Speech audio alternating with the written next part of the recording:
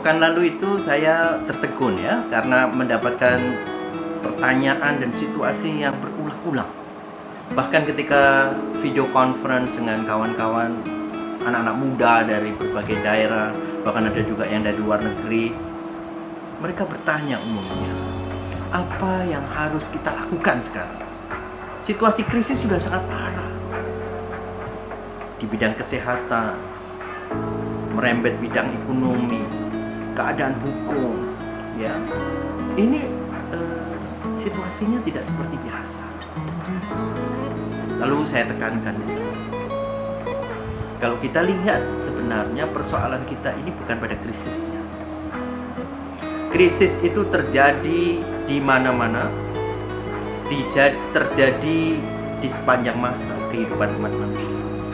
Sejarah sejak zaman dulu sampai dengan sekarang dan bahkan masa depan, isinya adalah krisis demi krisis, ujian demi ujian. Yang terpenting bagi kita bukan krisisnya apa, tapi yang terpenting adalah apa jawaban kita untuk menghadapi krisis yang ada. Kita tidak khawatir dengan krisisnya, tapi kita lebih khawatir ketika tidak ada orang-orang yang mengambil peran untuk menghadirkan solusi di tengah-tengah krisis. Pahlawan hadir justru ketika ada krisis. Kalau kita lihat dulu sejak zaman nabi-nabi, tidak akan mungkin diabadikan di dalam Al-Quran Nabi Daud alaihissalam itu kalau tidak ada kelebihan yang luar biasa yang perlu diketahui oleh umat manusia. Dan kelebihan Nabi Daud adalah bahwa beliau berani menghadirkan solusi di luar rata-rata orang-orang pada zamannya. Ketika penjajahan terjadi, Nabi Daud ikut serta, meskipun dia bukan raja pada saat itu. Dia tidak di dalam pemerintahan. Nabi Muhammad SAW, beliau sejak mudanya sudah terlibat untuk menyelesaikan masalah. Ketika umatnya terancam untuk pertikaian, siapa yang akan dipercaya untuk mengembalikan Hajar Aswad ketika Ka'bah itu mau dibangun? Muhammad muda Sallallahu Alaihi Wasallam yang kemudian memberikan solusi untuk menyelesaikan pertikaian.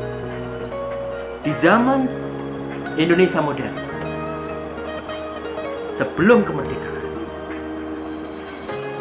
adalah Cokro Aminoto, salah satu contoh yang menjadi teladan kita semua.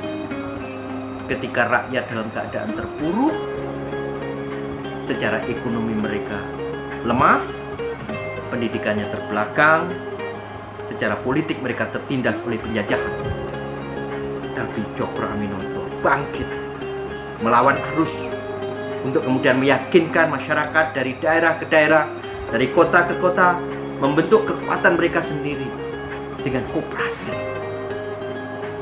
Nah, sekarang saatnya. Pandemi ini hanyalah pintu. Dia adalah kandungan yang akan melahirkan tokoh-tokoh yang akan menyelesaikan persoalan mereka. Dan itu siapa? Itu adalah Anda dan kita semuanya. Jangan bergantung pada siapapun, bahkan kepada pemerintah. Kalau Anda terlalu berharap, Anda akan kecewa.